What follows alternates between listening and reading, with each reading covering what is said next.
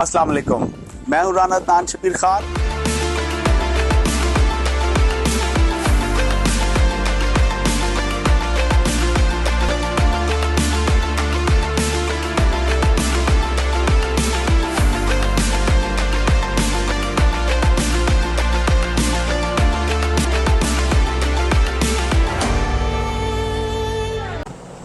السلام علیکم، میں ہوں رانا عدنان شبیر خان اور آپ دیکھ رہے ہیں نوائے فکر۔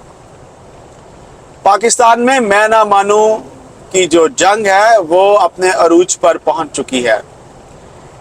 اس ڈرامے کا ڈراپ سین بہت جلد ہونے ہی والا ہے۔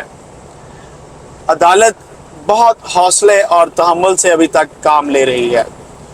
جو پیسے منڈے تک گورنمنٹ نے الیکشن کمیشن کو دینے تھے وہ بجائے وہاں بھجوانے کے منڈے کو انہوں نے بل کی صورت میں اسمبلی میں پیش کر دیا۔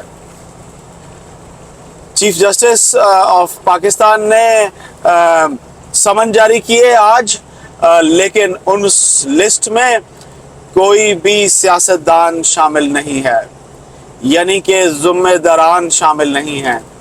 نہ ان میں وزیر اعظم ہے، نہ اس لسٹ میں وزیر خزانہ ہے۔ چلتے ہیں احمد کے پاس اور ان سے پوچھتے ہیں کہ ایسا کیوں ہے اور اس لسٹ میں کون کون ہے اور اس کا کیا بنے گا۔ جی احمد۔ جی السلام علیکم رانا صاحب۔ رانا صاحب، سب سے پہلے سپریم کورٹ نے آج نوٹسز جاری کر دیے سیکرٹری خزانہ کو، اٹارنی جنرل آف پاکستان کو، ڈی جی لا الیکشن کمیشن کو، اور کہہ لیں کہ یہ نوٹسز جاری اس لیے کیے گئے کہ الیکشن کمیشن نے جو رپورٹ جمع کرائی تھی اس میں لکھا تھا کہ ہمیں پیسے نہیں سبمٹ کروائے گئے، تو سپریم کورٹ نے اس کو پروسیڈنگ جاری رکھی ہوئی تھی، 3 رکنی بینچ تھا، اور اس 3 رکنی بینچ نے جو کہہ لیں کہ یہ فیصلہ دیا تھا کہ 10 اپریل تک پیسے جمع کرائے وزارت خزانہ اس کو اٹھا کے پارلیمنٹ میں لے گئی، جی پارلیمنٹ اس کو اپروو کرے تو پھر ہم پیسے دیں گے۔ یعنی ایک تو اس پہ کنٹمپٹ آف کورٹ بھی لاگو ہو سکتی ہے، یہ ہماری رائے نہیں ہے، جو لائرز ہیں ان کی رائے ہے یا پی ٹی اے والوں کی رائے ہے، کسی حد تک یہ کہہ لیں آئین کو فالو کرنے کے حوالے سے یہ امپورٹنٹ ہے کہ پنجاب کے الیکشن کروائے جائیں 90 دن کے اندر اندر، آئین یہ کہتا ہے، اور اس سے بچت کے لیے حکومت پوری کوشش کر رہی ہے کہ پنجاب کا الیکشن کسی طریقے سے ہونا جائے۔ تو اس سچویشن میں سپریم کورٹ نے یہ آج نوٹسز جاری کر دیے ہیں، 14 اپریل کو ہیئرنگ ہے، آپ سب ان پرسن پیش ہوں، اپنی ڈیٹیل ساتھ لے کے آئیں کہ پیسے کیوں نہیں جمع کرائے گئے، کون سی رکاوٹ ہے، اس رکاوٹ کی کیا وجوہات ہیں۔ جب سپریم کورٹ نے کہہ دیا تھا کہ پیسے جمع کروانے ہیں تو بل کو لے جانے کا مقصد جو ہے وہ سمجھ نہیں آتا، صرف ایک جان چھڑانے والی بات تھی۔ بہت سارے لوگ تو یہ کہہ رہے تھے کہ شاید direct he contempt of court لگ جائے، لیکن سپریم کورٹ نے جو آج نوٹس جاری کیا انہوں نے کہا کہ پیسوں کا جاری ہونا کنٹمپٹ آف کورٹ سے زیادہ امپورٹنٹ ہے، کیونکہ پیسے جاری ہوں گے تو الیکشن ہوگا اور آئین پہ عمل درآمد ہوگا، یہ زیادہ ضروری ہے کہ پیسے جاری ہوں۔ تو اب دیکھتے ہیں، اسٹیٹ بینک گورنر کو بھی بلایا گیا، اسٹیٹ بینک گورنر بھی جن کو نوٹس جاری کیے گئے ہیں وہ بھی اس میں شامل ہیں، پیسوں کی تفصیل ان کے پاس بھی ہوتی ہے، تو ہو سکتا ہے ان کو بائنڈنگ کر دیا جائے یا اگین کچھ ایسا آرڈر کیا جائے، ڈپینڈ کرتا ہے سپریم کورٹ کیسے اس کو لے کے چلتی ہے، لیکن نظر اب یہی آ رہا ہے کہ الیکشن کروانے کے بغیر کوئی چارہ نہیں رہے گا، اور ساتھ ساتھ جو سچویشن بنتی جا رہی ہے، باقی بھی جو ہم ڈسکشن کرتے ہیں اس میں باقی جو ملک کا بھی سینیریو ہے اس سے بھی لگ رہا ہے کہ الیکشن کروائے بغیر چارہ نہیں ہے جو اس وقت سچویشن بنی ہوئی ہے۔ جی رانا صاحب۔ Supreme court rules and procedures کا بل جو ٹینس بال کی طرح ایک کورٹ سے دوسرے کورٹ میں ٹھپے کھا رہا تھا، یعنی کہ وہ اسمبلی سے اپروو ہوا اور صدر کے پاس گیا، صدر نے اس کو واپس بھیج دیا، انہوں نے جوائنٹ سیشن سے پھر اس کو اپروو کروایا اور پھر وہ صدر کے پاس چلا جائے گا، اور اگر 10 دن تک صدر صاحب نے اس کو پر سائن نہ کیے تو وہ منظور ہو جائے گا آٹومیٹکلی۔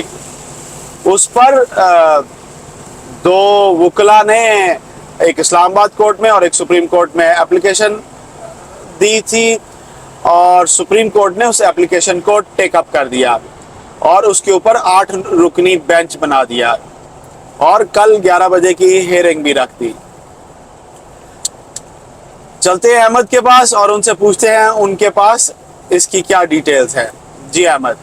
جی رانا صاحب، کل بھی ہم نے یہ ڈسکس کیا تھا کہ کچھ وکلاء نے اپلیکیشنز فائل کی ہیں سپریم کورٹ میں بھی اور اسلام آباد ہائی کورٹ میں بھی، جو supreme court procedures and legislative bill جو ہے، وہ رولز اینڈ پروسیجرز بل جو ہے سپریم کورٹ کے حوالے سے، جو پہلے نیشنل اسمبلی نے پاس کیا، پریزیڈنٹ صاحب کے پاس گیا، پریزیڈنٹ صاحب نے یہ کہہ کے کہ یہ سیریس بل نہیں ہے، اس میں قانون کے حساب سے چیزیں نہیں کی گئی، آئین کو فالو نہیں کیا گیا اور یہ مداخلت ہے، کلرڈ بل کہہ کے انہوں نے واپس بھیج دیا کہ رنگ ساز رنگ باز قسم کا بل ہے یا داغدار بل ہے، وہ کہہ لیں، جو بھی آپ اس کا ترجمہ کریں۔ لیکن اس سے یہ ہوا کہ گورنمنٹ کو آج پھر سپریم کورٹ اور نیشنل اسمبلی اور ساتھ ساتھ سینٹ سے بھی پاس کروانا پڑا، تو وہ پاس کروانے کے پروسیس میں پریزیڈنٹ صاحب کے پاس دوبارہ جائے گا، پھر خود بخود قانون بن جائے گا۔ لیکن اس سے پہلے چیلنج ہو گیا اسلام آباد ہائی کورٹ میں بھی اور سپریم کورٹ میں بھی۔ سپریم کورٹ نے آج اس پہ 8 رکنی بینچ بنا دیا،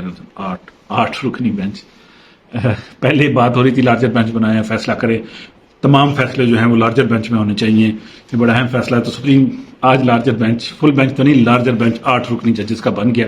بہت سارے لوگوں نے یہ بات بھی کہنا شروع کر دی کہ ٹھیک ہے، اگر سپریم کورٹ بڑا بینچ نہیں بنا، فل بینچ نہیں بناتی تو بڑا بینچ ہی بنا دے، 3 ججوں کی رائے کا کیا فائدہ۔ تو میرا خیال ہے چیف جسٹس نے اپنی سربراہی میں 7 جج اور ہیں، وہ اب لگتا ہے 8-0 کا فیصلہ ہی ہوگا۔ ججوں کے نام سے تو ایسے ہی لگ رہا ہے، یعنی کہ چیف جسٹس صاحب اپنی اکثریت شو کر کے دکھائیں گے کہ ہاں میرے پاس ہے پاور۔ بہرحال یہ کوئی کہہ لیں کہ سپریم کورٹ میں پارلیمنٹ والی سچویشن تو نہیں کہ آپ نے 2/3 میجورٹی دکھانی ہوتی ہے۔ چیف جسٹس خود آل ان آل یا بہت زیادہ پاورفل ہیں، فیصلے اگین جج ہی لکھتے ہیں اور اپنی سینس کے مطابق لکھتے ہیں اور سارے کے سارے کمپیٹنٹ ہوتے ہیں، اس میں کوئی شک و شبے والی دوسری رائے نہیں ہے۔ اختلافات ہو سکتے ہیں، ہر ایک کی اپنی انٹرپریٹیشن ہو سکتی ہے، یہ ڈیپینڈ کرتا ہے اور اختلافی نوٹ بھی آتے ہیں۔ لیکن 8 رکنی بینچ جو بن گیا ہے، جسٹس منیب اختر ہیں، جسٹس اعجاز الحسن ہیں، جسٹس مزار النقوی ہیں، جسٹس شاہد وحید صاحب ہیں، جسٹس علی مظہر صاحب ہیں، چیف جسٹس صاحب ہیں، شاہدہ ملک صاحبہ ہیں، سید حسن اظہر رضوی صاحب ہیں۔ یہ 8 ججوں پہ مشتمل بینچ ہے جو کل 11 بجے دن کو ہیئرنگ سٹارٹ کرے گا supreme court rules and procedures bill کے حوالے سے۔ بہت اہم ڈیولپمنٹ ہے نام سماج کے لیے۔ جی اب دیکھتے ہیں کہ حکومت کا یہ بل کس کھاتے میں جاتا ہے یا سپریم کورٹ اسے ایکسیپٹ کرتی ہے، کیا کرتی ہے، دیکھتے ہیں۔ جی رانا صاحب۔ آزاد کشمیر کے وزیر اعظم، بلکہ سابق وزیر اعظم، جن کو ایک بہت سپیڈی ہیئرنگ میں آزاد کشمیر کی ہائی کورٹ نے ڈسکوالیفائی کر دیا تھا، ان کی پارلیمنٹ سے ممبرشپ کو بھی اور ان کے وزارت عظمیٰ کو بھی 2 سال کے لیے، وہ آج سپریم کورٹ میں پہنچے اور انہوں نے وہاں پر ایک درخواست دائر کی جو کہ ٹیکنیکل ریزنز کی وجہ سے ڈراپ کر دی گئی۔ احمد سے پوچھتے ہیں کہ اس غریب دے بالدہ ان کی بنے گا سر، انہوں نے تو بیچاروں نے کوئی بھی اتنی سخت باتیں نہیں کی جتنی سخت باتیں اس سے پہلے مریم صاحبہ اور عمران خان صاحب کر چکے ہیں۔ اور میرا ذاتی طور پہ خیال ہے، آپ بھی اپنا پوائنٹ آف ویو دیں کہ کیا یہ ایک میسج دیا جا رہا ہے وزیر اعظم شہباز شریف کو کہ تاڑے نال بھی انج ہو سکتا ہے، یا یہ کیا بات ہے؟ جی احمد۔ جی رانا صاحب، آزاد کشمیر کے وزیر اعظم جن کو ڈسکوالیفائی کر دیا تھا ان کی ہائی کورٹ نے، وہ اپنی اپیل لے کے پہنچے سپریم کورٹ اور انہوں نے استدعا کی کہ مجھے معاف کر دیا جائے۔ جو میں نے کمنٹس دیے تھے کہ پاکستان میں اعلیٰ جوڈیشری کے حوالے سے اچھے ریمارکس نہیں تھے ان کے، اور یہ بھی کہا تھا کہ پاکستان تو افغانستان سے بری صورتحال میں چلا گیا، تو اس پہ ان کو ڈسکوالیفائی کر دیا گیا۔ ہائی کورٹ نے سپریم کورٹ کے پاس بھاگے گیا، سپریم کورٹ نے ٹیکنیکل پوائنٹس پہ ریجیکٹ کر دی کہ اپلیکیشن ٹھیک سے نہیں لکھی ہوئی، اس کو دوبارہ لکھ کے لائیں۔ تو دوڑ لگی ہوئی ہے سپریم آزاد کشمیر کے سابق وزیر اعظم کہہ لیں یا وزیر اعظم جن کو سپریم کورٹ ان کی ہائی کورٹ نے ہٹایا ہے، سردار تنویر الیاس صاحب کو، اور اس عرصے میں خواجہ فاروق احمد صاحب کو نوٹیفائی کر دیا گیا ہے کہ وہ ایکٹنگ پرائم منسٹر ہیں اس ساری سچویشن کے دوران، یا تو وہ بحال ہوتے ہیں یا پھر نیا کوئی منتخب ہو، جو بھی سچویشن بنتی ہے۔ 2 سال کے لیے نااہل ان کو کیا گیا ہے۔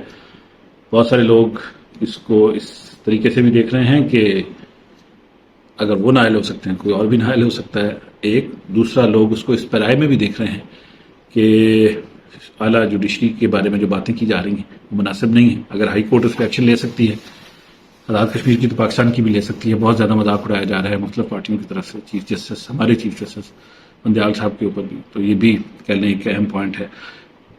ذرائع سے خبریں چل رہی ہیں کہ جسٹس قاضی فائز عیسیٰ صاحب نے پچھلے کچھ دنوں میں 2 دفعہ ملاقات کی ہے چیف جسٹس بندیال صاحب سے، اور ملاقات جو ہے وہ مثبت ماحول میں ہوئی ہے. ایون رانا ثناء اللہ صاحب نے بھی، ہمارے جو وزیر داخلہ ہیں، انہوں نے بھی اس بات کو اپریشیٹ کیا ہے کہ دونوں کا ملنا پازیٹیو ہے.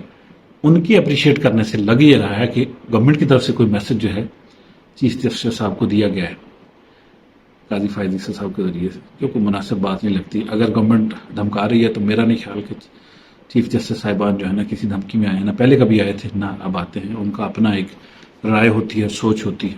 ہمارے صحافی کسی دباؤ میں آتے ہیں، ان کو مار کوٹ کے یہ لوگ سیدھا کرتے ہیں. تو معذرت کے ساتھ جسٹس جج صاحبان تو پڑھے لکھے لوگ ہیں. ایسے پڑھے لکھے لوگوں کی وجہ سے جو اپنے ضمیر پہ، جو اپنے اصولوں پہ کھڑے رہتے ہیں، ملک انہی کی وجہ سے چلا کرتے ہیں. جو لوگ بک جاتے ہیں، جو اپنے ہتھیار پھینک دیتے ہیں، کلمے پھینک کے قوم مال بن جاتے ہیں، ملک ان سے نہیں چلا کرتے. جی رانا صاحب. احمد پیمرا کو لے کر آپ کے پاس ڈان کی کوئی آڈیٹوریل کی خبر ہے، اور سنا ہے یو اے ای نے کچھ پیسے وغیرہ بھی دیے ہیں، ہمیں تھوڑا اس پر بھی اپرائز کریں. اور یہ جو عمران خان صاحب پی ٹی آئی کی لابنگ کر رہے ہیں امریکہ میں اور خط مت لکھوا رہے ہیں، تو پہلے ایک خط آیا تھا جسے یہ اپنے خلاف سازش سمجھتے تھے، اور ابھی خود وہاں سے خط و خطابت کروا رہے ہیں. اس کو کیا پی ڈی ایم یا نون لیگ اپنے حق میں استعمال کر سکتی ہے؟ کیا ڈیٹیلز ہیں آپ کے پاس؟ جی احمد. جی رانا صاحب، 2-3 چھوٹی چھوٹی خبریں تو ہیں تو خبریں ٹائپ ہی، لیکن امپورٹنٹ ہیں. میں نے کہا ان کو بھی ساتھ ساتھ ڈسکس کرتے چلیں. ڈان کا ایڈیٹوریل چھپا اور انہوں نے پیمرا کو کرٹیسائز کیا کہ لگتا ہے پیمرا بھول گیا ہے کہ اس کا کام انفارمیشن کی مناسب ترسیل ہے، نہ کہ انفارمیشن کو روکنا ہے. پچھلے کچھ عرصے سے پیمرا جس طریقے سے کوریجز کو روک رہا ہے اور کوریجز کو روکنے کے احکامات جاری کر رہا ہے، اس سے لگ نہیں رہا کہ ان کا کام جو ہے وہ انفارمیشن کو پھیلانا اور اس کو فیسیلیٹیٹ کرنا ہے کہ روکنا ہے. ان کا لگتا ہے پیمرا اپنا کام بھول گیا ہے. تو کہنے کا مقصد یہ ہے کہ جتنا جتنا آپ روکیں گے اتنا اتنا چیزیں ابھریں گی، اٹھیں گی. اب تو ایسے میڈیم آ گئے ہیں، سوشل میڈیا اتنا آ گیا کہ خبر ایسے پھیلتی ہے کہ آپ ازیوم بھی نہیں کر سکتے. آپ ٹی وی پہ نہ چلائیں اور ڈفرنٹ چیزوں پہ چل جاتی. تو ٹی وی کی اہمیت جو ہے وہ پوری تو نہیں، آدھی تو ضرور اس پہ فرق بہت زیادہ پڑا ہے. امریکن سینیٹر بریڈ شرمن نے خط لکھا ہے سیکٹری بلنکن کو کہ پاکستان میں حالات ٹھیک نہیں ہیں، وہاں پہ آپ حالات ٹھیک کروانے کے لیے اپنا جتنا ہو سکتا ہے اس کو استعمال کریں.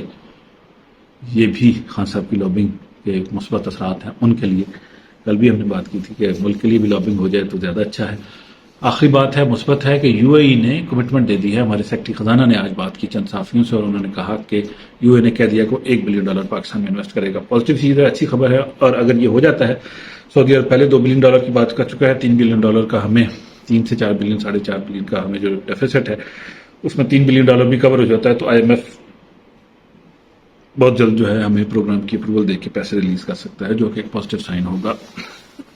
یہ ایک بہتر خبر تھی، اچھی خبر تھی.